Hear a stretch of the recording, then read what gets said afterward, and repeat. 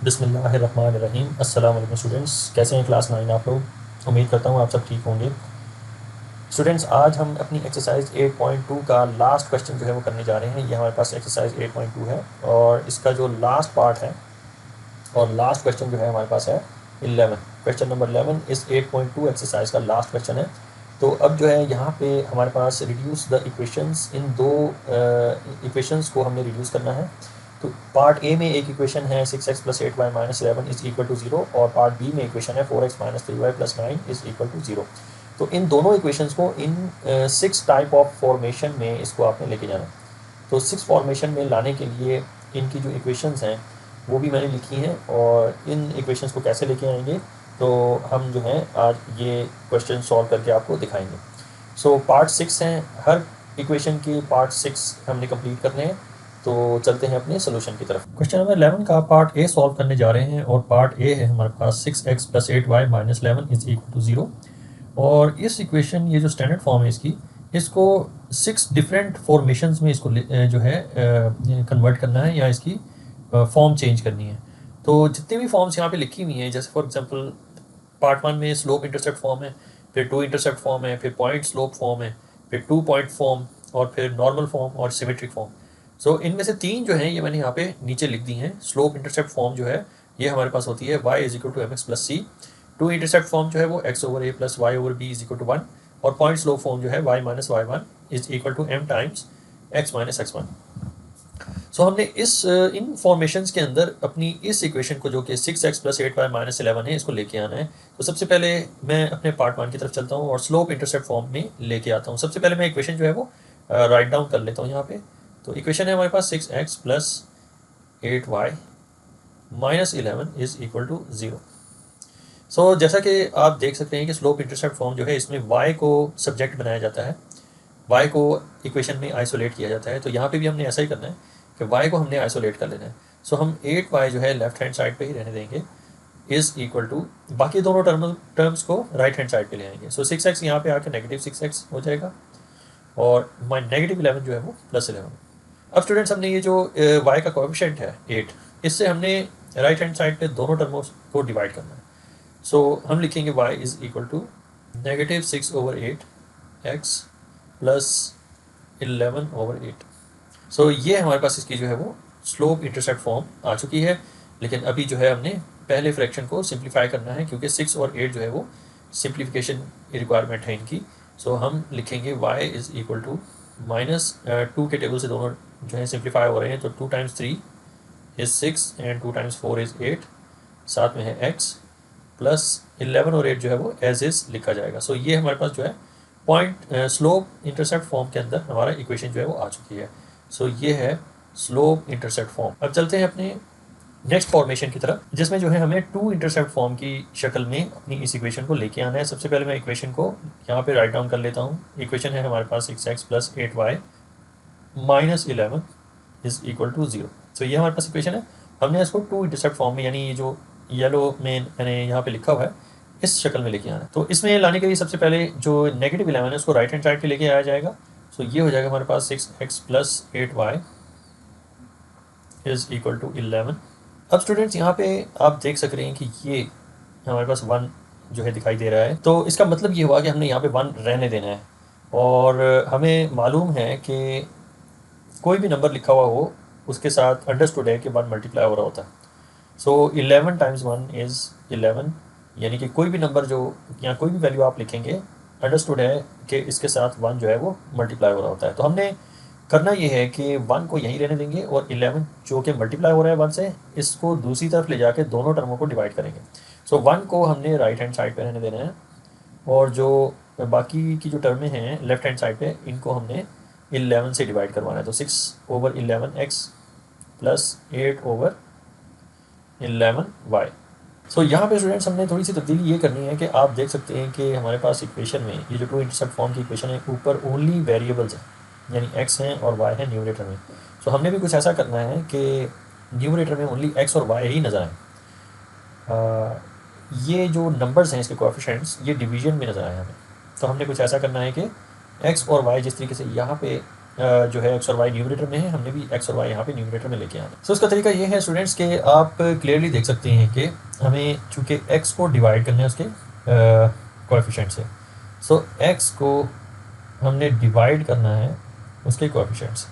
सो अभी क्या हो रहा है, अभी ये हो रहा है कि एक्स मल्टीप्लाई हो रहा है, एक्स जो है वो मल्टीप्लाई हो रहा है 6/11 से, 6/11 से मल्टीप्लाई हो रहा है।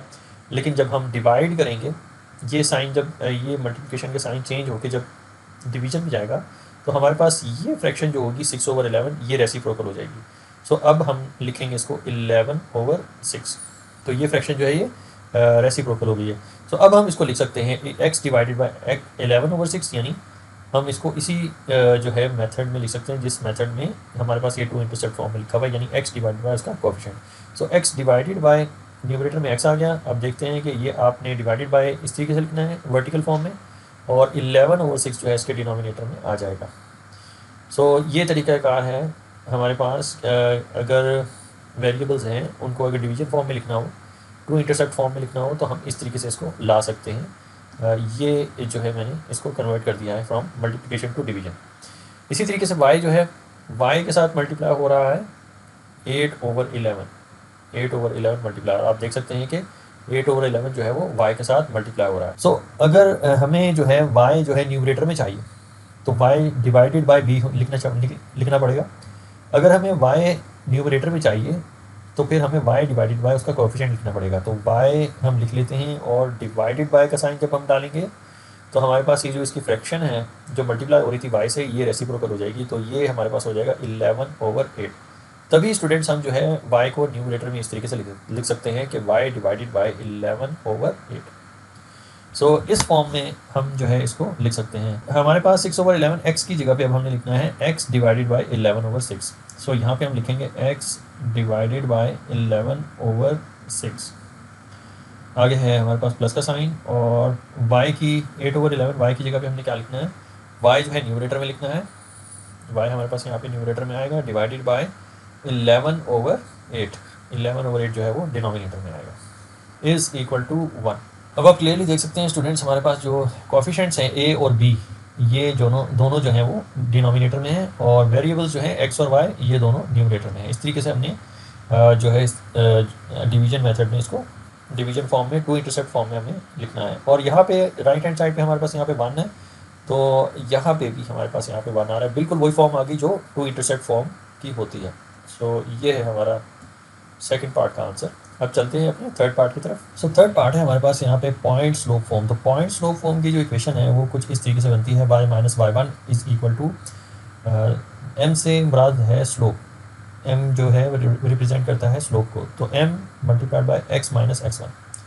सो एक्चुअली ये जो इक्वेशन है ये निकल के आई हुई है स्लोप के फार्मूले से। तो स्लोप का फार्मूला हमारे पास y1 minus y2 minus y1 over x2 minus x1। हमारे पास इस इक्वेशन से ये निकल के जो है ये पॉइंट स्लोप फॉर्म जो है वो निकल के आया है। सो अब जो है हमने इक्वेशन को पॉइंट स्लोप फॉर्म में लेके जाना है। सो सबसे पहले ये इक्वेशन जो है 6x प्लस 8y माइनस 11, इसे मैं जो है वो कॉपी डाउन कर लेता हूँ। ये हमारे पास है 6x plus 8y minus 11 is equal to 0। तो पॉइंट स्लोप फॉर्म में लाने के लिए सबसे पहले हमें ये जो m है जिसे हम स्लोप कहते हैं ये फाइंड करना ज़रूरी है। तो इस इक्वेशन से सबसे पहले हम स्लोप जो है वो फाइंड कर लेंगे। सो स्लोप किस तरीके से फाइंड करेंगे कि हम इस इक्वेशन को दोबारा से लिख लेते हैं 6x प्लस 8y। हमने यहाँ पे y को जो है वो आइसोलेट करना है। सो y को सब्जेक्ट बनाने के लिए हम 8y को लेफ्ट हैंड साइड पे ही रहने देंगे, बाकी दोनों टर्मों को राइट हैंड साइड पे ले आएंगे। तो ये हो जाएगा हमारे पास माइनस 6x प्लस 11। अब 8 से स्टूडेंट्स ईच टर्म को डिवाइड किया जाएगा दूसरी जानिब, तो y is equal to minus 6/8x plus 11/8। So 11/8 जो है ये हमारे पास, इसे हम c कहते हैं, ये हमारे पास इंटरसेप्ट है y का। जबकि माइनस 6/8 जो है ये है एक्चुअली माइनस 3/4। इसको अगर हम सिम्प्लीफाई करें तो माइनस 3/4 है। तो ये है एक्चुअली हमारे पास स्लोप, क्योंकि ये कोएफिशिएंट है x का कोएफिशिएंट यहाँ पे जो होगा वो स्लोप होगा। जैसा कि आप देख सकते हैं अपनी स्लोप इंटरसेप्ट फॉर्म में आप देख सकते हैं कि जो कोएफिशिएंट है x का वो है स्लोप। सो यहाँ पे भी x का जो कोएफिशिएंट है माइनस 3/4, ये है हमारे पास इसका स्लोप। तो स्लोप हमारे पास निकल के आया माइनस 3/4। स्लोप जो है माइनस 3/4 है। जबकि इंटरसेप्ट जो है वो 11/8 है। Intercept is equal to 11/8। So हमने स्लोप तो फाइंड कर लिया है, लेकिन अभी हमें y1 और x1 की वैल्यूज़ फाइंड करनी है। तो अगर हम सपोज़ कर लें कि x1 जो है, x1 को अगर हम 0 सपोज़ कर लें तो फिर y1 की क्या वैल्यू निकल के आएगी। सो सपोज़ कर लेते हैं कि x की जगह पे हमने 0 पुट कर दिया है, x की जगह पे हमने 0 को प्लग इन किया है। सो प्लस 8y, तो देखते हैं हमारे पास जो है वो क्या वैल्यू निकल के आती है y की। सो 6 टाइम्स 0 इज़ 0, ये तो हमारे पास ये वैल्यू ख़त्म हो जाएगी। सो हमारे पास जो बच के रहेगी वैल्यू वो होगी 8y is equal to 11, negative को उस तरफ ले जाके पॉजिटिव करेंगे तो y की वैल्यू जो हमारे पास निकल के आएगी वो होगी 11/8। तो y का जो इंटरसेप्ट है वो है 11/8। सो इन कोऑर्डिनेट्स को जो है हम सम अप कर लेते हैं। सो हमारे पास x हमने क्या सपोज किया हुआ था, x को हमने 0 सपोज किया था, तो y की वैल्यू हमारे पास क्या निकल के आई है, y की वैल्यू जो निकल के आई है वो है 11/8। तो y की जगह पे हमने 11/8 लिखना है और इस कोऑर्डिनेट को हमने कंप्लीट कर लेना है। सो हमारे पास ये कोऑर्डिनेट है स्टूडेंट्स, और इसके अलावा ये इंटरसेप्ट है। तो इन दोनों की मदद से हमने जो है वो पॉइंट स्लोप फॉर्म में इस इक्वेशन को लेके आए। सो कोऑर्डिनेट जो है हमारे पास आ गया हुआ है, कोऑर्डिनेट जो है x1 0 है, जबकि y1 जो है वो 11/8 है।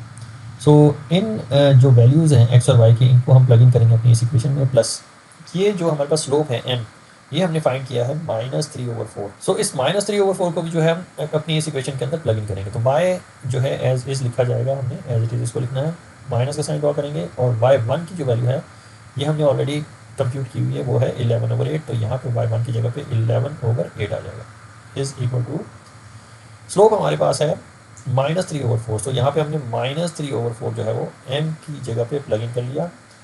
ये मल्टीप्लाई हो रहा है x माइनस x1 से, सो x जो है वो एज इज लिखा जाएगा, माइनस x1 की वैल्यू जो है हमारे पास यहाँ पे 0 है, सो यहाँ पे हमने 0 पुट कर दिया। तो ये स्टूडेंट्स हो जाएगी हमारे पास पॉइंट स्लोप फॉर्म में इक्वेशन। ये सारी इक्वेशन जो है इसको हम कहते हैं पॉइंट स्लोप फॉर्म। सो अपनी इस स्टैंडर्ड इक्वेशन को हम पॉइंट स्लोप फॉर्म में इस तरीके से लेके आएंगे, ये हो जाएगा हमारा फाइनल आंसर। स्टूडेंट्स अब हम इक्वेशन ए जो है 6x + 8y - 11 = 0, अब हम इसे जो है पार्ट 4 यानी 2 पॉइंट फॉर्म, ये जो मैंने यहाँ पे मेंशन किया है इसमें जो है इसको ट्रांसफॉर्म करेंगे। तो इसके लिए हमें जो वैल्यूज़ चाहिए होंगी इस इक्वेशन को इस फॉर्मेशन में लाने के लिए, वो वैल्यूज़ होंगी x1 y1 और x2 और y2 की वैल्यू जो है वो हमें रिक्वायर होंगी, क्योंकि इस इक्वेशन को हमें जो है वो 2 पॉइंट फॉर्म में लेके आना है। आप देख सकते हैं कि हमारे पास जो रिक्वायरमेंट है यहाँ पे y1 है, y2 है, x1 है और x2। सो हमें जो है इस इक्वेशन में से ये चारों वैल्यूज़ फाइंड करने के बाद हमें इस इक्वेशन को इस फॉर्म में लेके आना है, जिसे हम कहते हैं 2 पॉइंट फॉर्म। सो यहाँ पे मैं जो है इक्वेशन को सबसे पहले मेंशन कर देता हूँ। सो हमारी इक्वेशन है पार्ट ए में, वो है 6x + 8y - 11 = 0। इस इक्वेशन को हमने जो है 2 पॉइंट्स में लेके जाना है, और x1 और y1 सबसे पहले फाइंड करेंगे। सो सपोज़ कर लेते हैं इस कोऑर्डिनेट के लिए x को जो है हम 0 वैल्यू दे देते हैं।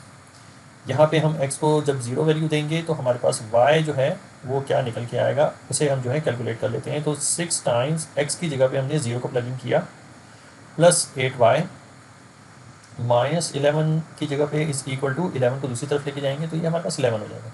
सो ये हमारे पास वैल्यू जो है 0 हो चुकी हुई है, और हमारे पास जो वैल्यू बच के आई है वो है y = 11/8।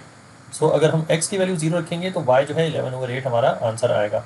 सो इसे हम जो है मेंशन कर देते हैं। अगर हम x को 0 रखें तो हमारे पास जो y की वैल्यू है वो है 11/8। सो एक कोऑर्डिनेट हमें मिल गया जो कि है x1 और y1। तो अब जो है हमने x2 और y2 की वैल्यू फाइंड करनी है।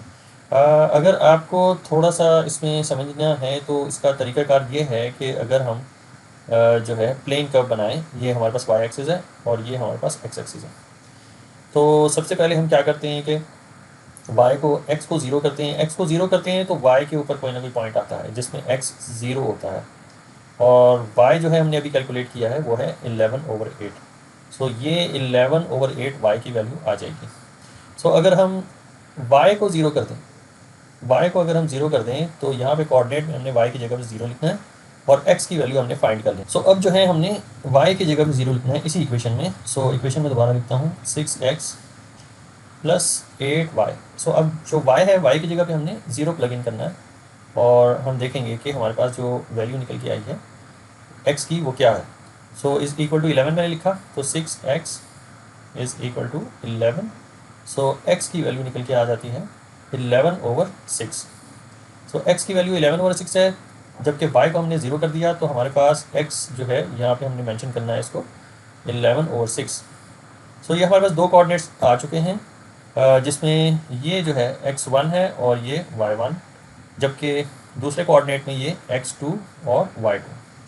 सो अब जो है हमने इन कोऑर्डिनेट्स को फाइंड कर लिया है और वैल्यूज़ जो है x1 y1 x2 y2 हमने फाइंड आउट कर ली हैं।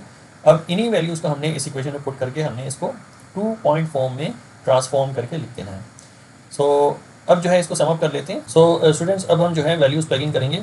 सो वैल्यूज़ प्लगिंग करने का टाइम है, तो हमारे पास यहाँ पे y को हमने एज इज लिखना है, ये जो y हमें वेरिएबल है हमारे पास। सो y माइनस y1 की वैल्यू जो है हमारे पास यहाँ पे आप देख सकते हैं हमने कैलकुलेट की हुई 11/8। y1 की वैल्यू जो है 11/8 है। सो y1 की जगह पे 11/8 को प्लग इन करेंगे, डिवाइडेड बाय हमारे पास जो y2 माइनस y1 है, तो y2 हमारे पास 0 है। सो यहाँ पे हमने y2 की जगह पे 0 प्लग इन किया, माइनस का साइन जो है ड्रॉ करेंगे, और y1 की वैल्यू जो है हमारे पास 11/8 है, तो यहाँ पे भी हमें 11/8 जो है मेंशन कर देना है। अब ये हमारे पास पहला फ्रैक्शन कंप्लीट होता है, इज़ इक्वल टू, अब हमने x माइनस x1 लिखना है, तो x को हमने स्टूडेंट्स एज इज लिख देना है, जबकि x1 की वैल्यू जो है, x1 की वैल्यू हमने 0 कैलकुलेट की है। सो यहाँ पे हमने x1 की जगह पे 0 लिख देना है, x माइनस 0 हो जाएगा, और डिवाइडेड बाय जो है x2 माइनस x1 लिखना है। तो x2 की वैल्यू हमारे पास क्या है 11/6। तो यहाँ पे हम 11/6 लिखेंगे और माइनस का साइन ड्रॉ करेंगे as per the formula 2 point form है ये। सो x2 माइनस x1, सो x1 की वैल्यू हमारे पास है 0, तो अगेन यहाँ पे हमने 0 लिख लेना है।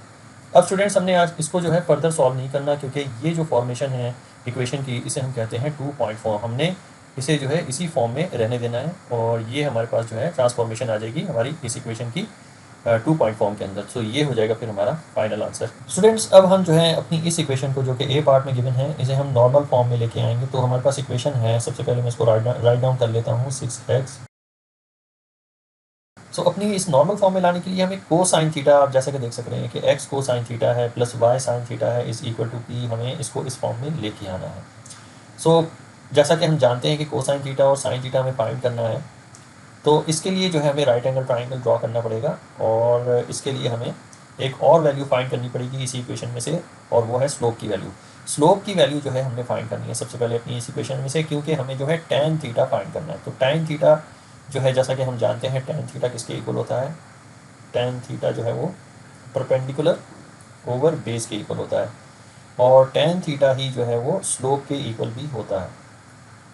यह आपने ध्यान नशीन कर लेनी बात कि टैन थीटा जो है वो स्लोप के इक्वल है, और टैन थीटा जो है perpendicular over base according to the rules of trigonometric ratios, जैसे कि through proper brushing, T for through और P for proper and B for brushing. तो tan theta is equal to P for perpendicular divided by base.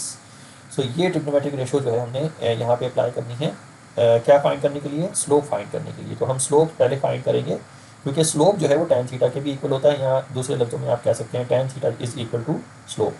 सो जो tan theta की value निकल के आएगी वही स्लोप कहलाएगी। सो सबसे पहले हम जो है अपनी इस इक्वेशन में से स्लोप को फाइंड करेंगे, कैलकुलेट करेंगे। सो स्लोप फाइंड करने का जो फार्मूला या जो इक्वेशन क्वेश्चन में गिवन है, ये हमारी बुक में जो है ये रिटन भी है कि slope is equal to minus A over B, minus A over B. अब ये माइनस ए ओवर बी कैसे निकल के आया है, ये हमारे जो स्लोप की स्टैंडर्ड फॉर्म होती है, यानी A times X plus B times Y is adding with C is equal to 0। So इसी स्टैंडर्ड इक्वेशन से हमने ये जो है स्लोप का ये जो वैल्यू है फाइंड की है।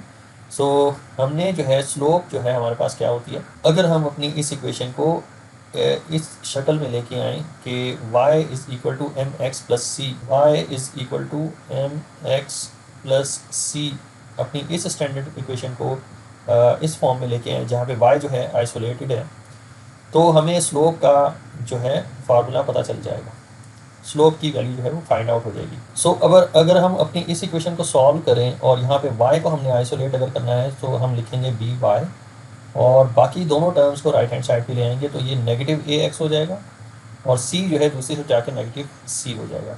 अब हमने चूंकि y को आइसोलेट करना है, y को सब्जेक्ट बनाना है, तो y इज इक्वल टू ये जो इसका कॉफिशिएंट है जिसको b कहते हैं, इस कोफिशिएंट से हमने राइट हैंड साइड के दोनों टर्मों को डिवाइड करना है। सो ये हो जाएगा हमारे पास -a/b times x minus c/b। So clearly अब आप देख सकते हैं कि ये बिल्कुल इसी जो है फॉर्म में आ चुकी हुई है, ये जो हमने इक्वेशन सॉल्व की है।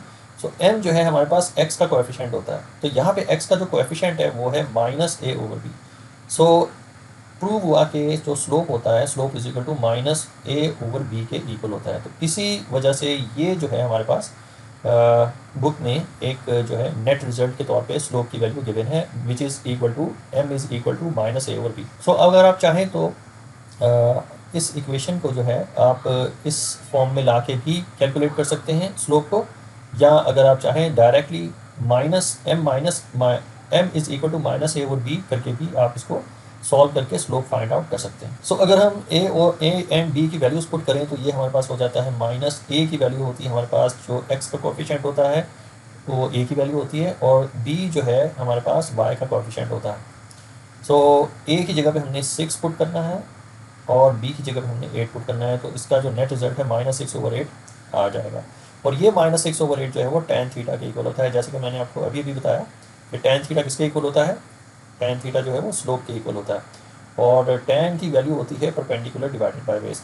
सो इसका मतलब ये हुआ कि अगर हम ये जो हमने फाइंड आउट किया है -6/8, अगर हम इसको फाइंड आउट करना चाहें कि किसकी वैल्यू होती है, तो 6 जो है वो परपेंडिकुलर की वैल्यू है और 8 जो है वो बेस की वैल्यू होती है। सो इन्हीं दो वैल्यूज़ की मदद से, परपेंडिकुलर और बेस की वैल्यूज़ की मदद से हम जो है tan थीटा जो है वो फाइंड कर सकते हैं। सो जैसा कि मैंने आपको बताया है कि परपेंडिकुलर की वैल्यू जो है वो 6 है और बेस की वैल्यू यहाँ पे जो है वो 8 है, तो इन्हीं दो वैल्यूज़ को हमने राइट एंगल ट्राइंगल में पुट कर लेना है। ये हमारे पास स्टूडेंट्स राइट एंगल ट्राइंगल है, तो परपेंडिकुलर को हमने 6 लिखा। सो हम अज्यूम कर लेंगे परपेंडिकुलर जो है हमारे पास ये वर्टिकल लाइन है, तो परपेंडिकुलर की जगह पे उसकी वैल्यू प्लग इन करेंगे जो कि है 6, और यहाँ पे स्टूडेंट्स हमने माइनस को जो है वो इग्नोर करना है, क्योंकि हमें सारी की सारी पॉजिटिव वैल्यूज़ चाहिए। पॉजिटिव वैल्यूज़ में फिर जो p की वैल्यू है ये भी पॉजिटिव चाहिए होती है, और इसीलिए हमने जो नेगेटिव ये जो माइनस का साइन है इसको हमने इग्नोर करना है। सो p की जगह पे 6 आ जाएगा, और जो बेस है, बेस हमने एज्यूम कर लेना है कि ये हमारे पास बेस है, और जहाँ पे 6 लिखा है ये हमारे पास परपेंडिकुलर है, और ये जो डायगोनल सी लाइन है इसे हम हाइपोटेन्यूस कहते हैं राइट एंगल ट्राइंगल में। तो बेस जो है इसकी वैल्यू हमने डिटरमिन की है वो है 8। सो यहाँ पे हमने बेस की जगह पे 8 लिख लेना है। तो इसकी बेसिस पे हम जो है साइन थीटा और कोसाइन थीटा की वैल्यूज़ फाइंड कर सकते हैं, लेकिन उससे भी पहले हमें हाइपोटेन्यूस फाइंड करना पड़ेगा। सो हाइपोटेन्यूस फाइंड करने के लिए हम जो है पाइथागोरस थ्योरम लगाएंगे। सो पाइथागोरस थ्योरम जो है हमारे पास क्या होता है, c² is equal to a² plus b²। ये हमारी बुक में इस तरीके से रिटन है, लेकिन चूंकि हमारे पास यहाँ पे हाइपोटेन्यूस है तो c की जगह पे हमने h पुट कर देना है। So h² is equal to a²। So a की वैल्यू हमने जो है यहाँ पे सपोज कर लेनी है, वो है a की value a is equal to 6, जो परपेंडिकुलर है वही a कहलाता है। सो यहाँ पे अपने 6 का स्क्वायर लिख देना, प्लस b² यानी बेस, तो बेस जो है वो 8 है, यहाँ पे हमने 8 का स्क्वायर लिख दिया। सो इसे हम सॉल्व करेंगे और हाइपोटेन्यूस की वैल्यू फाइंड करने की कोशिश करेंगे। हमने ये स्क्वायर जो है दूसरी तरफ रूट बना लेना है, तो 6 टाइम्स 6 इज 36 प्लस 8 8 जा 64, और स्क्वायर को चूँकि हमने खत्म करना है तो राइट हैंड साइड पे हमने इसका रूट ले लिया। सो हाइपोटेन्यूस हमारे पास निकल के आएगा 36 प्लस 64 इज 100। 100 का स्क्वायर रूट लेंगे तो इसका आंसर आएगा हमारे पास 10। सो हाइपोटेन्यूस जो है हमारे पास 10 निकल के आया है। अब यहाँ पे स्टूडेंट्स मैं ये इक्वेशन दोबारा से लिखता हूँ, 6x plus 8y, 6x plus 8y is equal to, यहाँ -11 लिखने के बाद इज इक्वल टू 0 लिखेंगे। इसे हम जो है दोबारा से लिखेंगे क्योंकि -11 को राइट हैंड साइड पे लेके जाएंगे p फाइंड करने के लिए। सो ये जो p है इसको हमने फाइंड करना है, तो ये हमारे पास 6x plus 8y is equal to 11, ये हमारे पास जो है इक्वेशन आ गई स्टैंडर्ड फॉर्म में। तो अब जो है हमें इसको नॉर्मल फॉर्म में लेके जाने के लिए क्या करेंगे, 10 से ईच टर्म को डिवाइड कर देंगे ताकि ये नॉर्मलाइज हो जाए, ये सारी इक्वेशन जो है नॉर्मलाइज हो जाएगी। सो ईच टर्म को 10 से हमें डिवाइड करना है, तो ये हमारे पास हो जाएगा 6 divided by 10x plus 8 divided by 10y is equal to 11 को भी 10 से डिवाइड करेंगे तो 11 डिवाइडेड बाई 10 हो जाएगा। अब जो है हम इसको फर्दर सिंप्लीफाई करेंगे। सो ये 6/10 जो है इसको अगर हम सिंप्लीफाई करके लिखें तो ये 2 के टेबल से कट होते हैं, तो 2 टाइम्स 3 इज़ 6, 2 टाइम्स 5 इज़ 10। सो ये 3/5x हो जाएगा और 8/10 जो है ये एक्चुअली 4/5 बन जाएगा इज इक्वल टू 11/10 को स्टूडेंट्स आपने एज इट इज़ लिखना है। अब जो हमारे पास ये इक्वेशन निकल के आई है इसको हमने नॉर्मल फॉर्म में लिखना है। सो नॉर्मल फॉर्म को मैं अगेन यहाँ पे जो है रिप्रेजेंट कर देता हूँ। सो ये स्टूडेंट्स हमारे पास नॉर्मल फॉर्म है इक्वेशन की। तो यहाँ पे हमने अब वैल्यूज प्लग इन करनी है। तो हमारे पास x जो है ये सबसे पहले लिखा हुआ आ रहा है, तो लिहाजा हम x को पहले लिखेंगे और कोसाइन थीटा जो है इसकी वैल्यू जो है वो 3/5 है। सो कोसाइन थीटा की जगह पे हमने 3/5 लिख देना है और चूँकि इसको ब्रैकेट में लिखना है यहाँ पे क्योंकि ये कोसाइन की वैल्यू है और प्लस का साइन ड्रॉ करेंगे, y लिखेंगे और साइन थीटा जो है हमारे पास क्या होगा, जो y का कोएफिशिएंट होगा वो साइन थीटा होगा। साइन थीटा की वैल्यू है 4/5। तो यहाँ पे हमने लिखना है 4/5 होल, इसको बंद कर लेंगे और इस इक्वल टू हमारे पास जो p की वैल्यू निकल के आई है वो है 11/10। सो यहाँ पे हमने लिख लेना है 11/10। सो ये जो है स्टूडेंट्स हमारे पास नॉर्मल फॉर्म में जो है इक्वेशन आ गई है जो कि है 6x + 8y - 11 is equal to 0। इसको हम जो है नॉर्मल फॉर्म में इस तरह भी लिख सकते हैं x इंटू 3/5 प्लस, अब ये जो 3/5 है कोसाइन थीटा की वैल्यू है, आगे प्लस है और फिर y लिखने के बाद आपने साइन थीटा की वैल्यू लिखनी है जो कि है 4/5। तो ये है स्टूडेंट्स हमारे पास इसका फाइनल आंसर अपने 5th पार्ट। अब बारी आती है पार्ट 6 की और पार्ट 6 जो है वो पार्ट ए का है। हमारे पास जो पार्ट ए है उसमें जो इक्वेशन है वो है 6x + 8y - 11। सो यहाँ पे मैं इसे थोड़ा सा जो है मेंशन कर देता हूँ 6x + 8y - 11 is equal to 0। सो इस इक्वेशन को, ये चूँकि स्टैंडर्ड फॉर्म में है, जनरल फॉर्म में है, अब इस इक्वेशन को हमें जो है वो सिमेट्रिक फॉर्म में लेके आना है। तो हमारी जो सिमेट्रिक फॉर्म होती है वो भी कुछ somewhat like a 2 point form होती है। सो हमें x - x1 divided by cosine theta is equal to y - y1 divided by sine theta. तो ये दो फ्रैक्शंस हैं इक्वालिटी के दोनों तरफ। तो इस इक्वेशन फॉर्म में हमें जो है सिमेट्रिक फॉर्म में अपनी इस इक्वेशन को लेके आना है। तो इसके लिए हमें x1 और y1 का होना ज़रूरी है। तो लिहाजा अगर हम सपोज़ कर लेते कि हमारे पास इस इक्वेशन के अंदर x की वैल्यू जो है वो 0 है, तो हमारे पास y की वैल्यू क्या निकलेगी। सो इसको मैं थोड़ा सा आपको समझा भी देता हूँ कि ये हमारे पास अगर ग्राफ है, इसे हम प्लेन कर्व कहते हैं।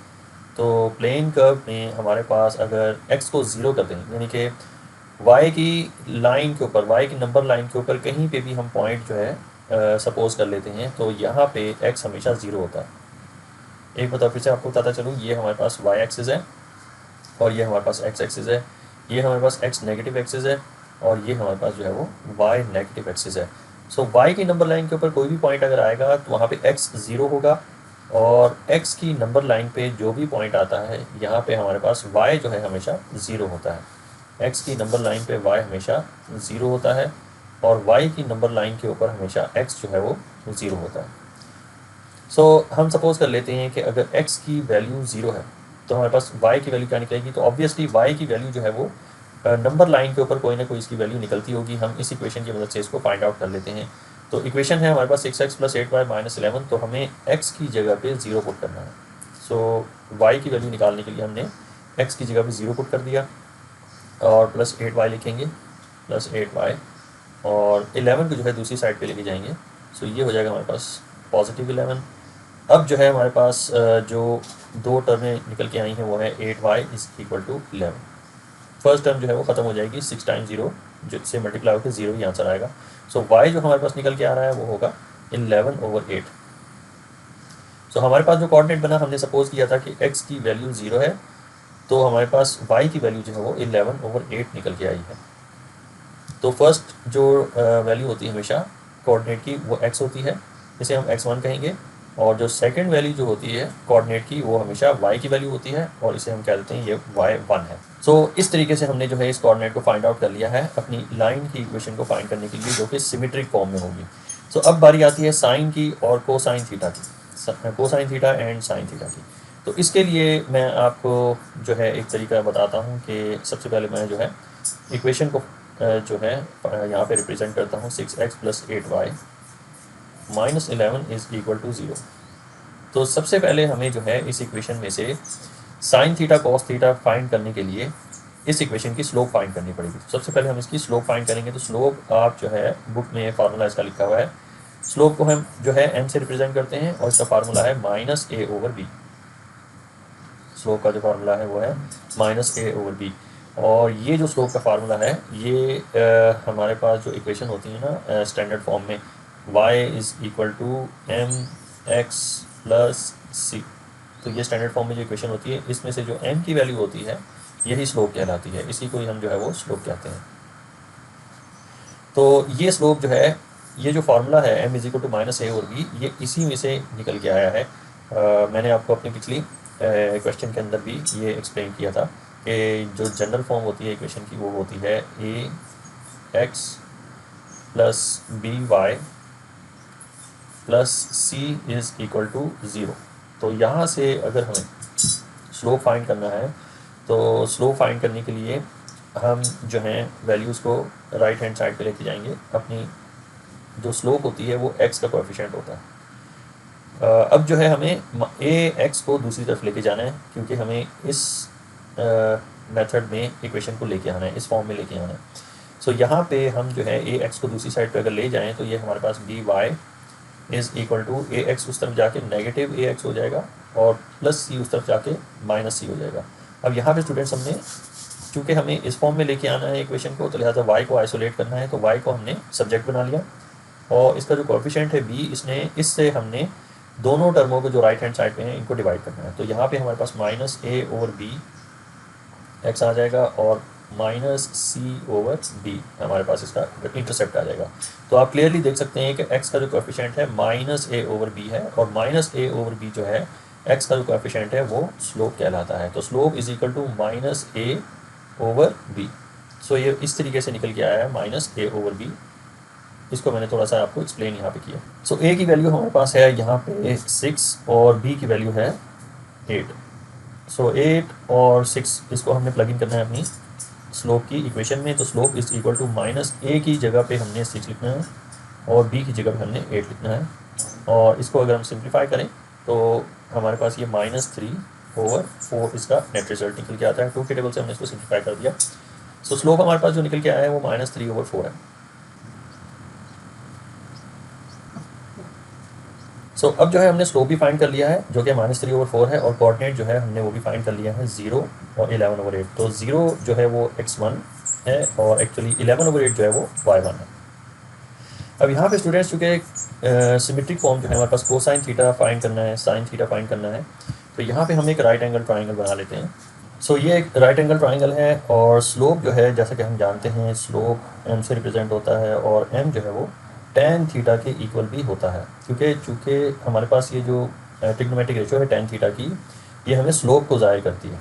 तो tan थीटा जो है वो स्लोप के इक्वल होता है। और tan थीटा की वैल्यू क्या होती है? tan थीटा की वैल्यू होती है परपेंडिकुलर डिवाइडेड बाय बेस।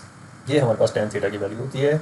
और परपेंडिकुलर डिवाइडेड बाय बेस, चूँकि स्लोप जो है -3/4 है, सो परपेंडिकुलर जो है वो -3 होगा और बेस जो है वो 4 होगा। तो हमने ये वैल्यू जो है हमारे पास -3 और 4, ये हमने प्लग इन करनी है अपने इस राइट एंगल ट्राइंगल के अंदर। यहाँ पे जो नेगेटिव वैल्यू है, ये जो नेगेटिव है माइनस का साइन, इसे हमने इग्नोर करना है। सो परपेंडिकुलर हमारे पास 3 है, तो हमने सपोज कर लेना है हमारे पास जो वर्टिकल लाइन है वो परपेंडिकुलर है और इसकी वैल्यू है 3 और बेस की वैल्यू फिर हमारे पास क्या हो जाएगी? ये हो जाएगी 4।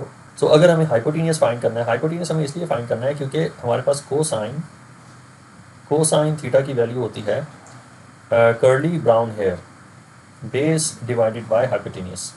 इसीलिए हमें हाइपोटेनियस फाइंड करना है, क्योंकि हमें कोसाइन थीटा की वैल्यू भी फाइंड करनी है और साइन थीटा की वैल्यू भी फाइंड करनी है। तो साइन थीटा हमारे पास क्या होता है? ट्रिग्नोमेट्रिक रेशोज़ के अकॉर्डिंग जो है वो सम पीपल हैव। तो P से मुराद परपेंडिकुलर है और H अगेन जो है यहाँ पे हमारे पास हाइपोटेनियस है।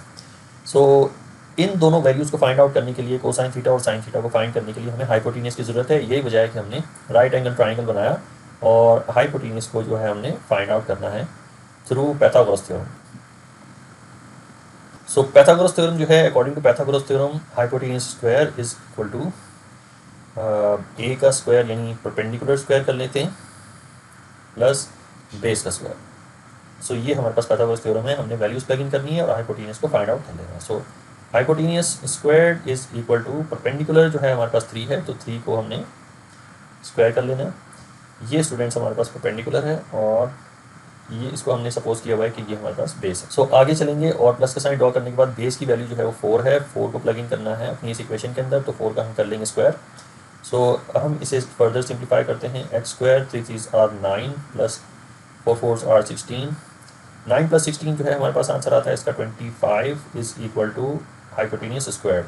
अब दोनों तरफ का हमने रूट इसलिए लेना है कि हमने स्क्वायर को ख़त्म करना है, तो h का स्क्वायर जो है वो स्क्वायर रूट से ख़त्म हो जाएगा, तो h is equal to 25 under root जो है इसका नेट रिजल्ट 5 है, तो हमारे पास 5 हाइपोटेन्यूस निकल के आया है।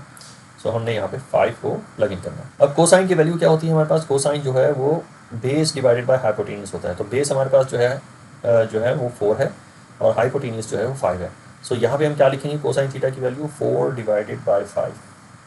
बिल्कुल इसी तरीके से साइन थीटा की वैल्यू लिखेंगे, sine theta perpendicular divided by hypotenuse है, तो परपेंडिकुलर हमारे पास 3 है और हाइपोटेनियस जो है हमारे पास यहाँ पे 5 है। सो 3/5 जो है साइन थीटा की वैल्यू आ गई। अब स्टूडेंट्स आखिरी मरहला है, आखिरी मरहले में हमने x माइनस x1 ये सिमेट्रिक फॉर्म को दोबारा से मैं जो है नीचे रिप्रेजेंट कर लेता हूँ। स्टूडेंट्स अब तक जो हमने कैलकुलेशन की है ये हमने x1 और y1 निकाला था इसी इक्वेशन से, जो हमारे पास इक्वेशन थी 6x + 8y - 11 is equal to 0। तो उसमें से हमने जो है ये एक कोऑर्डिनेट फाइंड किया था जिसको हमने x1 जो है हमने 0 सपोज किया था, तो हमारे y की वैल्यू जो है 11/8 निकल के आई थी। और साथ ही हमने कोसाइन थीटा भी फाइंड कर लिया है इस राइट एंगल ट्राइंगल को बिल्ड करके। सो ड्रॉ करने के बाद हमने कोसाइन थीटा जो है 4/5 और साइन थीटा 3/5 मैंने यहाँ पे इसको जो है वो कंपाइल करके लिख दिया, और साथ ही हमने यहाँ पे कोऑर्डिनेट भी लिख दिया है। अब इनकी मदद से हमने जो है सिमेट्रिक फॉर्म की इक्वेशन बनानी है। सो x जो है इसमें एज इट इज़ लिखा जाएगा, माइनस का साइन ड्रॉ करेंगे, x1 की वैल्यू हमारे पास यहाँ पे गिवन है, ये हमारे पास x1 है जो कि है 0। सो x - 0 divided by cosine theta. So cosine theta की हमने क्या वैल्यू निकाली थी 4/5, तो यहाँ पे हमने इसके डिनोमिनेटर में 4 डिवाइडेड बाय 5 लिख देना है क्योंकि ये कोसाइन थीटा की वैल्यू है। इक्वल टू का साइन ड्रॉ करेंगे और साथ में y को हम एज इट इज़ लिखेंगे, माइनस y1 की वैल्यू हमारे पास यहाँ पे है 11/8। सो यहाँ पे हमने 11/8 को जो है प्लग इन कर दिया डिवाइडेड बाय साइन थीटा। तो साइन थीटा की वैल्यू क्या है हमारे पास, ये है 3/5। सो यहाँ पे डिनोमिनेटर में हमने 3/5 जो है वो लिख देना है, तो ये हो जाएगी हमारी सिमेट्रिक फॉर्म, ये हमारा है फाइनल आंसर। तो यहाँ पे स्टूडेंट्स हमारा पार्ट 1 जो है वो खत्म होता है फर्स्ट इक्वेशन का। अब हम चलते हैं अपनी नेक्स्ट इक्वेशन की तरफ। नेक्स्ट इक्वेशन है हमारे पास 4x - 3y + 9, और इसकी भी जो है 6 फॉर्मेशंस जो हैं हमने डिटरमिन करनी है। 6 फॉर्म्स में हमने इसको लिखना है। तो ये तमाम फॉर्म्स जो है मैंने यहाँ पे लिस्ट डाउन की हुई हैं, इनमें से फर्स्ट 3 जो हैं ये मैंने यहाँ पे लिखी हुई हैं। तो पहली जो फॉर्म है वो है स्लोप इंटरसेप्ट फॉर्म। तो स्लोप इंटरसेप्ट फॉर्म जो है y = mx + c होता है। तो सबसे पहले हमने अपनी इस इक्वेशन को जो कि 4x - 3y + 9 है, इसको हमने स्लोप इंटरसेप्ट फॉर्मेशन में लेके आना। तो सबसे पहले इस इक्वेशन को जो है मैं यहाँ पे राइट डाउन कर लेता हूँ। तो इक्वेशन है हमारे पास 4x, इक्वेशन है हमारे पास 4x - 3y + 9 is equal to 0। So जैसा कि आप इस फॉर्मेशन में देख रहे हैं कि y को हमने सब्जेक्ट बनाना है, तो इसी इक्वेशन में हमने y को सब्जेक्ट बनाना है, तो ये हो जाएगा हमारे पास -3y को यहीं रहने देंगे, जबकि दोनों टर्मों को, बाकी की दोनों टर्मों को राइट हैंड साइड पे लेके आएंगे। सो ये 4x जो है वो नेगेटिव 4x बन जाएगा और ये +9 जो है वो नेगेटिव 9 हो गया। अब स्टूडेंट्स यहाँ पे हमने y के कोएफिशिएंट से ईच टर्म को जो है वो डिवाइड करना है जो कि राइट हैंड साइड पे हैं, और y को हमने इस तरीके से सब्जेक्ट बना लेना है। तो y is equal to -4 divided by -3x, और साथ में हमारे पास है -9/-3। तो अब जो है हम इसको थोड़ा सा सिंप्लीफाइड फॉर्म में लिखेंगे। तो y is equal to minus minus से कैंसिल हो गया, तो ये हमारे पास जो है 4/3x आ जाएगा, और यहाँ पे भी माइनस माइनस से कैंसिल होकर प्लस का साइन आएगा, और यहाँ पे जो वैल्यू आएगी यहाँ पे हमने इसको सिंप्लीफाई कर लेना है। 3 × 1 एंड 3 × 3 इज़ 9। सो हमारे पास सिंपली यहाँ पे ओनली 3 जो है वैल्यू आ रही है इंटरसेप्ट। सो ये जो फॉर्म है इसे हम कहते हैं स्लोप इंटरसेप्ट फॉर्म, यही हमारा इसका फाइनल आंसर है। अब चलते हैं 2 इंटरसेप्ट फॉर्म की तरफ। तो 2 इंटरसेप्ट फॉर्म में हमारे पास x/a है प्लस y/b है इज़ इक्वल टू 1 है। हमने स्टूडेंट्स एक बात आप ध्यान नशीन कर लें कि राइट हैंड साइड पे हमारे पास ओनली 1 आंसर आना चाहिए, 1 ही होना चाहिए। सो यहाँ पे मैं जो इक्वेशन है इसको मैं राइट डाउन कर लेता हूँ सबसे पहले। तो 4x - 3y प्लस 9 है इज़ इक्वल टू 0। अब यहाँ पे स्टूडेंट्स सबसे पहले हमें जो इंटरसेप्ट है यानी +9 इसको हम राइट हैंड साइड पे लेके आएंगे। सो ये हो जाएगा हमारे पास 4x - 3y is equal to -9। तो आप जैसा कि देख सक रहे हैं कि यहाँ पे 1 जो है पॉजिटिव है। अब यहाँ पे एक जो है फिनोमेना है, वो फिनोमेना ये है कि आप कोई भी वैल्यू लिखते हैं, जैसे फॉर एग्जांपल 11, 100 और x या a, कोई भी वैल्यू लिखें तो अंडरस्टूड बात ये होती है कि ये सारे के सारे जो है 1 से मल्टीप्लाई हो रहे होते हैं, ये सब के सब 1 से मल्टीप्लाई होते हैं, ये बात अंडरस्टूड है। तो यहाँ पे भी जो 9 को मैंने राइट हैंड साइड पे ट्रांसफ़र किया नेगेटिव करके, तो ये वैल्यू भी जो है वो 1 से मल्टीप्लाई हो रही है। सो आपने क्या करना है कि 1 इधर मल्टीप्लाई हो रहा है -9 से, तो -9 को आपने दूसरी तरफ ले जाके ईच टर्म से डिवाइड करवाना है। सो हमारा जो आंसर होगा वो होगा 4 डिवाइडेड बाई 9, बल्कि ये -9 है और साथ में x है, और -3 divided by -9 y is equal to 1। तो इस तरीके से आपने -9 को जो है दूसरी तरफ जो है ट्रांसफ़र करना है, क्योंकि -9 इधर 1 से मल्टीप्लाई हो रहा था, तो दूसरी तरफ जाके ईच टर्म को ये डिवाइड करेगा। सो ये हमारे पास जो है क्या बन जाएगा, -4/9x, -4/9x हो जाएगा, और यहाँ पे माइनस माइनस से कैंसिल होके माइनस कैंसिल होके प्लस हो जाएगा, तो प्लस का साइन आपने ड्रॉ करना है। 3/9 को आप सिंप्लीफाई करके लिखो तो 3 टाइम्स 1 एंड 3 टाइम्स 3 इज़ 9। सो ये हो जाएगा हमारे पास 1/3y इज़ इक्वल टू 1। सो यहाँ पे स्टूडेंट्स आपने चूँकि x और y जो है न्यूमरेटर में है और इनके कोएफिशिएंट को डिवाइड कर रहे हैं, तो हमें इस फॉर्म में लाने के लिए सपोज़ कर लेना है कि यहाँ पे x जो है वो -4/9 से मल्टीप्लाई हो रहा है, x जो है मल्टीप्लाई हो रहा है -4/9 से। सो अगर हमें इसको डिवाइड करना हो, चूँकि x जो है यहाँ पे डिवाइडेड बाय इट्स कोएफिशिएंट है, सो हमने अगर इसको यहाँ पे मल्टीप्लाई नहीं करना, डिवाइड करना है, तो हमारे पास ये जो फ्रैक्शन है ये रेसिप्रोकल हो जाएगी, ये -9/4 बन जाएगी। सो अब जो है x डिवाइडेड बाय -9/4 है। सो अब जो है हम इसको इस फॉर्म में लिख सकते हैं कि x divided by -9 divided bye 4। तो ये हमारे पास वही फॉर्म आ गई है जो यहाँ पे टू इंटरसेप्ट फॉर्म में x ओवर इसका कोएफिशिएंट है। तो कोएफिशिएंट जो है वो डिनोमिनेटर में है और x जो है x वेरिएबल जो है वो न्यूमरेटर में है।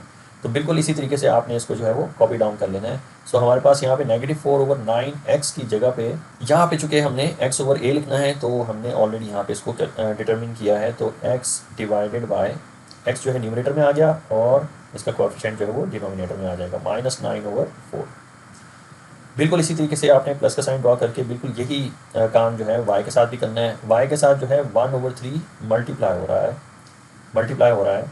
सो अगर हमें इसको डिवाइड करना हो y को अगर डिवाइड करना हो 1/3 से, तो चूँकि ये मल्टीप्लिकेशन जो है वो डिवीजन में चली गई है, तो हमारे पास ये जो फ्रैक्शन है ये रेसिप्रोकल हो जाएगा। तो यहाँ पे हमने 3/1 लिखना है, y डिवाइडेड बाई 3/1 लिखेंगे, तो नीचे डिनोमिनेटर में 1 हमें लिखने की ज़रूरत नहीं है, जस्ट y/3 लिख देंगे। सो यहाँ पे भी हमारे पास वेरिएबल न्यूमरेटर में और इसका कोएफिशिएंट जो है वो डिनोमिनेटर में आ गया। तो यहाँ पे हमने लिखना है y divided by 3 is equal to 1। So ये वही फॉर्म आ गई है जो यहाँ पे टू इंटरसेक्ट फॉर्म है। सो ये हो जाएगा हमारा फाइनल आंसर। अब हम चलते हैं अपने पार्ट 3 की तरफ। तो पार्ट 3 में हमारे पास जो फॉर्मेशन टाइप है वो है पॉइंट स्लोप फॉर्म, और पॉइंट स्लोप फॉर्म जो है y minus y1 is equal to m multiplied by x minus x1 है। सो अगर हम जो है m को यहीं रहने दें और x माइनस x1 को दूसरी तरफ ले जाएं, तो हमारे पास वही स्लोप की जो इक्वेशन है वो निकल के आती है कि y minus y1 divided bye x minus x1। सो इसी में से ये इक्वेशन जो है निकल के आई है। तो इस फॉर्म में हमें अपनी जो इक्वेशन है पार्ट बी में 4x माइनस 3y प्लस 9, उसको जो है हमने इस फॉर्म में लेके आना है। तो सबसे पहले मैं इक्वेशन को राइट डाउन कर लेता हूँ। तो ये है हमारे पास 4x। तो सबसे पहले जो है हमें x1 और y1 फाइंड करना है, x1 और y1 जो है ये हमें फाइंड करना है। तो आप सपोज कर लें कि x1 की वैल्यू अगर 0 है, तो हमारे पास y1 की वैल्यू क्या निकलेगी। सो यहाँ पे हमने इस इक्वेशन में x की वैल्यू को 0 करना है, तो 4 टाइम्स x जो है ये हमारे पास 0 हो जाएगा, -3y इज़ इक्वल टू ये 9 जो है उस तरफ आके -9 हो जाएगा। अब आप देख सकते हैं कि 4 टाइम्स 0 इज़ 0, ये जो टर्म है ये 0 हो गई, तो हमारे पास क्या बचेगा, -3y is equal to -9। So y की वैल्यू आ जाएगी -9 डिवाइडेड बाई -3। सो y जो है हमारे पास क्या निकल के आएगा, 3। माइनस माइनस से कैंसिल हो जाएगा और 3 टाइम्स 1 एंड 3 टाइम्स 3 इज़ 9। तो ओनली पॉजिटिव 3 जो है y की वैल्यू निकल के आएगी। सो y1 जो निकल के आया हमारे पास वो है 3। सो एक कोऑर्डिनेट जो है हमने फाइंड करना था अपने पॉइंट स्लोप फॉर्म के लिए। इसके अलावा हमें इसका स्लोप भी निकालना है। तो स्लोप जो है हम किस तरीके से निकालेंगे वो मैं अभी आपको बताने जा रहा हूँ। सो स्लोप जो है हमारे पास उसका जो वैल्यू होती है ये यहाँ पे हम इक्वेशन को लिख लेते हैं। तो 4x minus 3y plus 9 is equal to 0। तो स्लोप जो है m से रिप्रेजेंट होता है और इसकी वैल्यू होती है माइनस a ओवर b। सो यहाँ पे a की जगह पे हमने जो x का कोएफिशिएंट होता है वो a कहलाता है और जो b का कोएफिशिएंट होता है जो y का कोएफिशिएंट होता है वो b कहलाता है। सो b जो है यहाँ पे -3 है और x का कोएफिशिएंट जो है ये यहाँ पे 4 है। तो a की वैल्यू 4 है और b की वैल्यू -3। सो यहाँ पे हमने माइनस का साइन ड्रॉ करना है और a की वैल्यू लिखनी है जो कि 4 है और डिवाइडेड बाय b की वैल्यू जो है वो -3 है। तो यहाँ पे हमने इसको -3 जो है प्लग इन कर दिया। अब माइनस माइनस से जो है वो कैंसिल हो जाएगा, ओनली हमारे पास जो स्लोप की वैल्यू निकल के आएगी वो होगी पॉजिटिव वैल्यू और वो होगी 4/3। सो हमारे पास ये स्लोप की वैल्यू भी आ चुकी है और हमने जो है ये x1 और y1 की वैल्यू भी फाइंड कर ली है थ्रू कोऑर्डिनेट। x को हमने 0 माना था तो हमारे पास y की वैल्यू जो है वो 3 निकल के आई। सो कोऑर्डिनेट भी आपके पास है और स्लोप भी। तो अब आप जो अपनी इक्वेशन है इसको आप पॉइंट स्लोप फॉर्म में लिख सकते हैं। सो जो है मैं इसको कंपाइल कर लेता हूँ एक जगह पे। तो हमारे पास x1 की वैल्यू जो है आप देख सकते हैं इस कोऑर्डिनेट के अंदर जो कि है 0, x1 की वैल्यू 0 है और y1 की वैल्यू जो हमारे पास निकल के आई है वो है 3। सो 3 जो है हमारे पास y1 की वैल्यू जो है वो 3 हमारे पास निकल के आई, हमने डिटरमिन की है। और स्लोप जो है हमारे पास क्या निकल के आया है, स्लोप जो है 4/3 है। तो अपनी इन्हीं वैल्यूज़ को हमने जो है वो पॉइंट स्लोप फॉर्म वाली इक्वेशन के अंदर प्लग इन करके हमने इसको इस फॉर्म में लेके आना है। सो ये पॉइंट स्लोप फॉर्म है। हमने y को एज इट इज़ लिखना है माइनस और y1 के वाली वैल्यू जो है हमने फाइंड की है जो कि है 3। तो यहाँ पे y -3 आ जाएगा और इस इक्वल टू का साइन ड्रॉ करने के बाद आपने m की वैल्यू जो कि 4/3 है वो आपने लिख लेनी है। 4/3 मल्टीप्लाइड बाय x जो है एज इट इज़ आएगा माइनस और x1 की वैल्यू जो है वो 0 है। सो ये हो जाएगी हमारे पास पॉइंट स्लोप फॉर्म। ये हमारा जो है फाइनल आंसर है।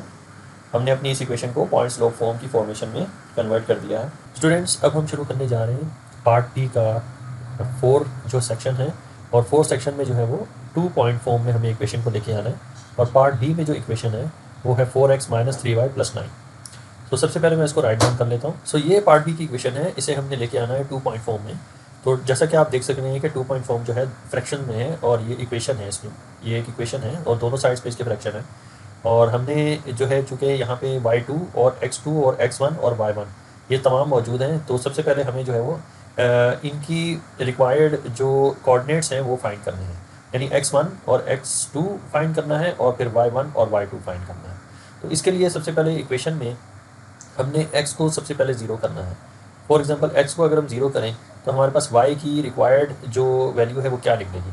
सो यहाँ पे मैं 4x - 3y + 9 is equal to 0, ये हमारे पास इक्वेशन है। अगर हम x की वैल्यू यहाँ पे 0 कर देते हैं इस इक्वेशन में तो हमारे पास y की क्या वैल्यू निकल के आएगी। सो y की वैल्यू हमने फाइंड करनी है। सो -3y और 9 जो है हमने राइट हैंड साइड पे ले जाना है। सो ये भी -9 हो जाएगा। सो हमारे पास जो वैल्यू बचेगी ये हमारे पास जो है ख़त्म हो जाएगी वैल्यू 0 से मल्टीप्लाई होके और -3y ये हमारे पास जो है वैल्यू बच के आई है। तो इक्वेशन में हमारे पास जो y की वैल्यू निकल के आएगी वो होगी y is equal to -9/-3, this equals to 3। तो ये हमारे पास y की वैल्यू 3 निकल के आई है। सो हमारा जो कोऑर्डिनेट बना है वो है x को हमने 0 कंसीडर किया था तो y की वैल्यू जो है हमारे पास 3 निकल के आई है। सो ये हो जाएगा हमारे पास x1 और ये हो जाएगी हमारे पास y की वैल्यू y1। अब स्टूडेंट्स हमने एक और कोऑर्डिनेट निकालने के लिए हमने सपोज कर लेना है कि y की वैल्यू अब 0 करते हैं तो हमारे पास x की वैल्यू क्या निकलेगी। ये बिल्कुल ऐसा ही है स्टूडेंट्स जैसे कि हम जो है प्लेन कर्व के ऊपर सबसे पहले x की वैल्यू को 0 कर देते हैं ताकि हमारे पास कोई ना कोई y की वैल्यू निकल आए। फिर उसके बाद जो है y की वैल्यू 0 कर देते हैं ताकि कोई ना कोई x का कोऑर्डिनेट निकल के आ जाए। तो y की नंबर लाइन के ऊपर जो भी x का पॉइंट आता है वहाँ पे x 0 होता है। x की नंबर लाइन पे जो भी कोऑर्डिनेट आएगा वहाँ पे y जो है वो 0। सो यहाँ पे हम अगर y को 0 करें तो हमारे पास x की क्या वैल्यू निकल के आती है। अगर हमारे पास वही इक्वेशन है 4x - 3y, 4x - 3y is equal to 9 को दूसरी तरफ ले जाएंगे तो ये हमारे पास -9 हो जाएगा। सो हमने अब y को जो है वो 0 करना है तो 4x - 3 टाइम्स y की जगह पे 0 आ जाएगा और इज़ इक्वल टू -9। सो अब देखेंगे हमारे पास जो है क्या वैल्यू निकल के आती है। हमारे पास ये जो -3 है 0 से मल्टीप्लाई ख़त्म हो जाएगा तो 4x is equal to -9। So x की वैल्यू आ रही है हमारे पास x is equal to -9/4। So हमारे पास जो कोऑर्डिनेट बन के आया है x की वैल्यू है -9/4, जबकि हमने y को क्या कंसीडर किया था, y को हमने 0 कंसीडर किया था। सो एक और कोऑर्डिनेट जो है हमारे पास बन के आ गया। इस कोऑर्डिनेट को हम नाम दे देंगे, ये है x2 और ये है y2। सो हमारे पास x1 y1 और x2 y2 सभी जो है निकल के आ चुकी हैं इनकी वैल्यूज़। सो अब जो है हमने इनको प्लग इन करना है अपनी 2 पॉइंट फॉर्म की इक्वेशन में। सो यहाँ पे हमने y को जो है एज इज़ लिखना है y माइनस y1 की वैल्यू जो है स्टूडेंट्स यहाँ पे हमने निकाली हुई है, ये है 3। सो यहाँ पे हमने 3 पुट करना है और divided bye y2 minus y1। y2 जो है हमारे पास यहाँ पे 0 है, y2 जो है वो 0 है, और y1 जो है फर्स्ट कोऑर्डिनेट के अंदर वो है 3। तो 0 माइनस 3 हम लिखेंगे। आगे जो है इक्वेशन यानी इज इक्वल टू का साइन जो है ड्रॉ करेंगे। फिर उसके बाद x की जगह पे हमने x ही लिखना है, उसको एज इज कॉपी कर दिया। x1 जो है हमारे पास आप देख सकते हैं कि ये 0 है इसकी वैल्यू, सो -0 लिखेंगे डिवाइडेड बाय। स्टूडेंट्स हमने इसको सॉल्व नहीं करना, यानी कि इसको सिंप्लीफाइड फॉर्म में नहीं लिखना, क्योंकि हमारा जो ऑब्जेक्टिव है वो ये है कि हमें इसको 2 पॉइंट फॉर्म में लेके आना है। सो हम इसको सॉल्व नहीं करेंगे, हम इसको एज इज़ ही लिख देंगे, जैसा कि हमारे पास ये इस इक्वेशन के अंदर जो है x1 और y1, x2 और y2 है, बिल्कुल बैन ही उसको इसी तरीके से लिख देंगे। सो x जो है मैंने ड्रॉ किया था और x1 की वैल्यू जो है 0 थी और बीच में माइनस का साइन था। अब चलते हैं नीचे डिनोमिनेटर की तरफ, तो हमारे पास डिनोमिनेटर में x2 माइनस x1 है। सो x2 की वैल्यू हम देख लेते हैं क्या है हमारे पास। x2 की वैल्यू जो है वो -9/4 है। तो यहाँ पे हमने -9/4 लिखने के बाद जो है x1 की वैल्यू देख लेनी है, वो क्या है हमारे पास। x1 की वैल्यू जो है वो 0 है। सो माइनस का साइन ड्रॉ करके हमने 0 लिख देना है। तो ये जो है हमें इसको सॉल्व बिल्कुल नहीं करना, इसको इसी फॉर्म में रहने देना है। इस फॉर्म को हम कहते हैं 2 पॉइंट फॉर्म। सो ये जो है हमारी रिक्वायर्ड इक्वेशन जो है वो निकल के आएगी और ये हमारा हो जाएगा फाइनल आंसर। अब हम चलते हैं पार्ट 5 की तरफ। तो पार्ट 5 में इसी इक्वेशन यानी जो बी में गिवन है 4x माइनस 3y प्लस 9, इसको हमें नॉर्मल फॉर्म में लेके आना है। सो नॉर्मल फॉर्म जो है हमारे पास होती है x cosine theta plus y sine theta is equal to p। ये स्टूडेंट्स जो p है ना, इसको परपेंडिकुलर कहते हैं। आपको जैसे कि मालूम है कि एक कोसाइन थीटा जो है वो बेस लाइन होती है प्लेन कर्व के ऊपर। जो है अगर मैं प्लेन कर्व ड्रॉ करूँ, ये हमारे पास y एक्सिस है और ये हमारे पास x एक्सिस है। सो इसी को ही हम प्लेन कर्व कहते हैं। और कोसाइन थीटा जो है यूनिट सर्कल में वो x के इक्वल होता है, और साइन थीटा जो है यूनिट सर्कल में y के इक्वल होता है। सो अब आप देख सकते हैं x और y जो है एक दूसरे के ऊपर क्या बना रहे हैं, परपेंडिकुलर बना रहे हैं। ये परपेंडिकुलर जो है कोई भी ऐसी दो लाइंस जो एक दूसरे को जब मीट करें तो 90 डिग्री बनाए तो उन्हें हम कहते हैं परपेंडिकुलर। सो ये जो हमारे पास p है दिस इज कॉल्ड परपेंडिकुलर, इसको हम परपेंडिकुलर कहेंगे। सो नॉर्मल फॉर्म है x cosine theta plus y sine theta is equal to p। तो नोटेबल जो बात है, काबिल गौर जो बात है वो ये है कि हमारे पास p जो है यहाँ पे पॉजिटिव है। p यहाँ पे पॉजिटिव है, कोई नेगेटिव साइन इसके साथ नहीं है, तो इसका मतलब ये p जो है परपेंडिकुलर हमारा पॉजिटिव। तो ये वैल्यू हमेशा पॉजिटिव होनी चाहिए। सो इसको हमने मद्देनजर रखना है। तो आइए इस इक्वेशन को सबसे पहले हम ड्रॉ कर लेते हैं। सो ये हमारी इक्वेशन है। सबसे पहले हम जो है 9 को राइट हैंड साइड पे ले जाएंगे, वेरिएबल्स को हम a की तरफ रखेंगे। तो हम लिखेंगे 4x minus 3y is equal to -9। अब चूँकि आप देख सकते हैं कि यहाँ पे जो हमारे पास p की वैल्यू निकल के आई है ये नेगेटिव है, तो हमें जो है इस नेगेटिव को पॉजिटिव बनाना है, क्योंकि हमारे पास इक्वेशन में p की वैल्यू जो है वो पॉजिटिव है। तो स्टूडेंट्स हम क्या करेंगे, हम जो है -1 से ईच टर्म को मल्टीप्लाई करवाएंगे। सो -1 से 4x को भी मल्टीप्लाई करवाएंगे और -1 से -3y को भी मल्टीप्लाई करवाएंगे इज इक्वल टू, और -1 से -9 को भी मल्टीप्लाई करवाएंगे। सो अब अगर हम ये इसलिए करेंगे कि हम जो है p की वैल्यू पॉजिटिव चाहते हैं। सो अब जो है हमने इसको मल्टीप्लाई करके लिखना है। तो -4x पहली टर्म निकल के आएगी और दूसरी टर्म जो है माइनस माइनस से मल्टीप्लाई होकर +3y हो जाएगी, और दिस इक्वल्स टू यहाँ पे माइनस माइनस से मल्टीप्लाई होगा और प्लस का 9 आ जाएगा। अब आप देख सकते हैं कि हमारा जो p है वो पॉजिटिव आ रहा है। अब स्टूडेंट्स यहाँ पे इस मरहले पे आपने ये करना है कि इस इक्वेशन को नॉर्मलाइज करना है। नॉर्मलाइज इस तरीके से करना है कि हम सपोज कर लेते हैं कि हमारे पास ये एक राइट एंगल ट्राइंगल है, और हमने जो है कोसाइन की जगह पे यानी -4 की जगह पे कोसाइन की थीटा की जो है हमारे पास ये -4 है। सो कोसाइन किसको जाहिर करता है, कोसाइन बेस को जाहिर करता है। तो यहाँ पे इस ट्राइंगल का जो बेस हम सपोज करने जा रहे हैं वो है -4, और फिर परपेंडिकुलर जो होगा साइन थीटा ये किसके इक्वल होगा, ये 3 के इक्वल होगा। यहाँ पे ये 3 लिखा हुआ है। सो यहाँ पे जो है हमने 3 लिख देना है। अब जो है स्टूडेंट्स हमने हाइपोटेनियस फाइंड करना है। हाइपोटेनियस जो है हाइपोटेन्यूस हमें इसलिए फाइंड करना है क्योंकि इसमें से हमने कोसाइन थीटा की वैल्यू फाइंड करनी है और फिर साइन थीटा की वैल्यू फाइंड करनी है। सो अगर हम हाइपोटेन्यूस की वैल्यू फाइंड कर लेते हैं तो हम इसकी मदद से इक्वेशन को नॉर्मलाइज कर लेंगे। सो अगेन हम यहाँ पे जो है वो पाइथागोरस थ्योरम यूज़ करने जा रहे हैं, इस्तेमाल करने जा रहे हैं। सो पाइथागोरस थ्योरम है हमारे पास, जो इसकी इक्वेशन होती है वो है hypotenuse square is equal to perpendicular square plus base square. अब स्टूडेंट्स हमने चूँकि हाइपोटेन्यूस फाइंड करना है, सो hypotenuse is equal to, hypotenuse जो है किसके इक्वल होगा, परपेंडिकुलर के स्क्वायर के। परपेंडिकुलर हमारे पास 3 है, सो 3 का स्क्वायर कर लेंगे, प्लस बेस जो है हमारे पास -4 है, सो यहाँ पे हमने -4 का स्क्वायर कर लेना है। और चूँकि हाइपोटेन्यूस के ऊपर स्क्वायर था तो यहाँ दूसरी तरफ जाके ये स्क्वायर रूट बन जाएगा। फाइनली स्टूडेंट्स हम इसको जो है फर्दर इसको सॉल्व करेंगे, तो 3 × 3 इज़ 9, 3 का स्क्वायर जो है 9 है, और -4 का स्क्वायर जो है वो 16 हो जाएगा। इसका हमने स्क्वायर रूट लेना है। सो हाइपोटेन्यूस हमारे पास जो है वो 9 + 16 इज 25 अंडर रूट हो जाएगा। 25 अंडर रूट किसके इक्वल है, ये 5 के इक्वल है। सो हाइपोटेन्यूस जो है हमारे पास 5 निकल के आया है। सो इसी हाइपोटेन्यूस से हमने ईच टर्म को डिवाइड करना है क्योंकि हमने इस इक्वेशन को नॉर्मलाइज करना है। सो अपनी ईच टर्म को, जो कि लेफ्ट हैंड साइड पे 2 टर्म्स हैं और राइट हैंड साइड पे 1 टर्म है, तो ईच टर्म को हमने हाइपोटेन्यूस से डिवाइड करना है क्योंकि हमें इक्वेशन को जो है वो नॉर्मलाइज करना है। सो अगर हम इसको नॉर्मलाइज करेंगे तो ये -4/5 x हो जाएगा, प्लस और सेकेंड टर्म जो है हमारे पास ये 3/5 मल्टीप्लाइड बाय y हो जाएगी, और जो थर्ड टर्म है ये हो जाएगा हमारे पास 9/5। सो ये 9/5 जो है एक्चुअली ये p की वैल्यू है, दिस इज़ p परपेंडिकुलर। ये जो हमारे पास इक्वेशन में p है, ये इसकी वैल्यू जो है वो 9/5 निकल के आई है। सो अब जो है हम इसे नॉर्मल फॉर्म में लिखने जा रहे हैं। सो x cosine theta, x multiplied by cosine theta का मतलब ये है कि सबसे पहले हम x लिखेंगे और कोसाइन थीटा की वैल्यू लिखेंगे -4/5। ये कोसाइन थीटा की वैल्यू निकल के आई है -4/5। प्लस का साइन ड्रॉ करेंगे और यहाँ पे हमने y यानी वेरिएबल को पहले लिखना है, उसके बाद साइन थीटा की वैल्यू को लिखना है। साइन थीटा की वैल्यू जो है वो है 3/5। ये हमारे पास हो जाएगी 3/5, और दिस इक्वल्स टू p की वैल्यू यानी 9/5 लिखेंगे। सो ये स्टूडेंट्स हमारे पास जो है रिक्वायर्ड फॉर्मेशन ऑफ इक्वेशन जो है वो निकल के आ गई है। ये नॉर्मल फॉर्म है, इसे हम कहेंगे ये नॉर्मल फॉर्म इक्वेशन है। सो ये है हमारा फाइनल आंसर। स्टूडेंट्स अब हम जो है पार्ट बी का सिमेट्रिक फॉर्म करने जा रहे हैं। तो सिमेट्रिक फॉर्म में हमने पार्ट बी वाली जो इक्वेशन है उसको लेके आना है सिमेट्रिक फॉर्म में। तो सबसे पहले जो है मैं इक्वेशन को लिख लेता हूँ। सो ये हमारे पास 4x - 3y + 9 is equal to 0। So ये हमारी इक्वेशन है, इसे हमें सिमेट्रिक फॉर्म में लेके जाना है।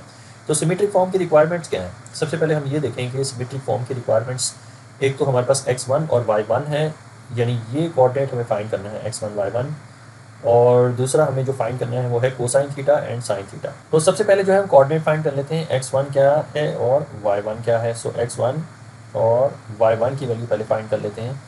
सबसे पहले हम इक्वेशन में से ना क्या करेंगे कि x1 की वैल्यू को सपोज कर लेंगे वो है 0।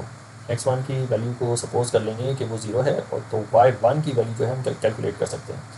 सो यहाँ इक्वेशन में हमने 4 टाइम्स x की जगह पे हमने 0 प्लग इन कर लेना है, और -3y इज़ इक्वल टू, और 9 जो है पॉजिटिव राइट हैंड साइड पे जाने के बाद ये नेगेटिव हो जाएगा। सो हमारे पास जो y की वैल्यू निकल के आएगी, अब यहाँ पे जो है 4 × 0 इज़ 0, यानी कि हमारी ये वाली टर्म जो है वो ख़त्म हो जाएगी। तो हमारे पास जो वैल्यूज़ बचेंगी वो होंगी y is equal to -9 divided by -3। इसका जो नेट रिजल्ट है माइनस माइनस से कैंसिल, और ओनली 3 हमारे पास पॉजिटिव आंसर आता है y1 का। सो y1 की वैल्यू निकली है 3। अब स्टूडेंट्स सवाल पैदा होता है कि हम कोसाइन थीटा और साइन थीटा कहाँ से निकालें। तो हम इसी इक्वेशन में से साइन थीटा और कोसाइन थीटा निकालने जा रहे हैं। तो सबसे पहले हमने इस इक्वेशन में से स्लोप की वैल्यू फाइंड करनी है। स्लोप की वैल्यू हमें क्यों फाइंड करनी है ये मैं आगे चल के आपको बताऊंगा। सबसे पहले इस इक्वेशन में से हम स्लोप की वैल्यू फाइंड करें। तो स्लोप की वैल्यू होती है -a/b, -a/b। अगर आप ये याद नहीं रखना चाहते तो हम इस इक्वेशन की मदद से भी स्लोप फाइंड कर सकते हैं। ये जो इक्वेशन मैं लिख रहा हूँ इसकी मदद से भी हम स्लोप फाइंड कर सकते हैं। दोनों तरीके हैं हमारे पास, तो दोनों तरीक़ों से मैं आपको बता देता हूँ किस तरीके से स्लोप फाइंड करना है। सो हमारे पास यहाँ पे जो इक्वेशन है वो है 4x - 3y + 9 is equal to 0। So जैसा कि इस इक्वेशन में आपको नज़र आ रहा है कि हमने y को सब्जेक्ट बनाना है, तो y को हमने आइसोलेट करना है। तो y जो है यहीं रहेगा -3y, और बाकी दोनों टर्में जो है वो राइट हैंड साइड पे चली जाएंगी।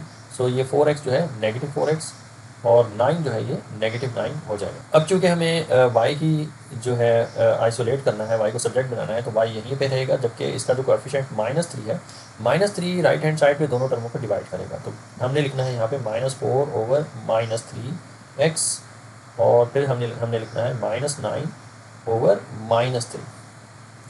सो ये जो है हमारे पास इसका नेट रिजल्ट क्या आएगा, माइनस माइनस से कैंसिल हो जाएगा, तो ये ओनली 4/3x हो जाएगा। और जो हमारे पास इंटरसेप्ट है, ये भी इसके माइनसेस भी एक दूसरे से कैंसिल हो जाते हैं, तो ये +9/3 हो जाएगा। सो हमारे पास जो बिल्कुल इसी फॉर्म में हमारे पास जो है वो ये इक्वेशन निकल के आई है, जिसको 2 पॉइंट फॉर्म भी कहते हैं, स्लोप इंटरसेप्ट फॉर्म भी कहते हैं इसको। तो हमारे पास जो ये x का जो कोएफिशिएंट है वो है स्लोप। m जो है रिप्रेजेंट करता है स्लोप को। सो यहाँ पे भी हम x का कोएफिशिएंट अगर हम देखें, गौर करें, तो ये हमारे पास जो है ये स्लोप है। सो स्लोप हमारे पास क्या निकल के आया है, स्लोप इज इक्वल टू 4/3। अच्छा स्टूडेंट्स, यहाँ पे अब स्लोप का क्या ताल्लुक है साइन थीटा और कोसाइन थीटा से, ये मैं आपको बताने चाह रहा हूँ। तो सबसे पहले कोसाइन थीटा की बात कर लेते हैं। सिमेट्रिक फॉर्म में x - x1 divide by cosine theta आपको जैसे नज़र आ रहा होगा। सो कोसाइन थीटा की सबसे पहले बात कर लेते हैं। तो कोसाइन थीटा जो है ट्रिग्नोमेट्रिक रेशियो हमने पढ़ रखी है कि cosine is equal to curly brown hair, जहाँ पे b जो है वो बेस होती है और हाइपोटेनियस जो है वो h। और फिर साइन थीटा की बात कर लेते हैं। सिमेट्रिक फॉर्म में जो साइन थीटा लिखा हुआ है, तो साइन थीटा भी हमने ट्रिग्नोमेट्रिक रेशियो में पढ़ रखा है कि साइन थीटा किसकी इक्वल होता है, इसकी वैल्यू होती है some people, p for people, h for have. तो इसका मतलब ये हुआ कि sine theta is equal to perpendicular divided by hypotenuse. तो हमें क्या करना पड़ेगा, हमें राइट एंगल ट्राइंगल बनाना पड़ेगा, क्योंकि हमें कोसाइन थीटा और साइन थीटा फाइंड करना है। सो राइट एंगल ट्राइंगल जो है हम बनाने जा रहे हैं, ये राइट एंगल ट्राइंगल है। लेकिन इस राइट एंगल ट्राइंगल के लिए हमें जो है वो बेस का पता होना ज़रूरी है। हम फर्स्ट कर लेते हैं कि हमारे पास ये बेस लाइन है और ये जो लाइन है वर्टिकल लाइन, ये है परपेंडिकुलर। सो परपेंडिकुलर और बेस का पता होना चाहिए, तभी जाके हम जो है हाइपोटेन्यूज फाइंड कर सकते हैं। सो मैंने आपको अभी बताया था कि हमने जो है स्लोप फाइंड किया हुआ है। तो स्लोप फाइंड करने के मैंने आपको फर्स्ट मेथड बता दिया था, ये हमारे पास फर्स्ट मेथड है। और सेकंड मेथड से भी आप स्लोप फाइंड कर सकते हैं इक्वेशन में से। तो सेकंड मेथड क्या है, ये बहुत सिंपल सा मेथड है, ये बहुत आसान है।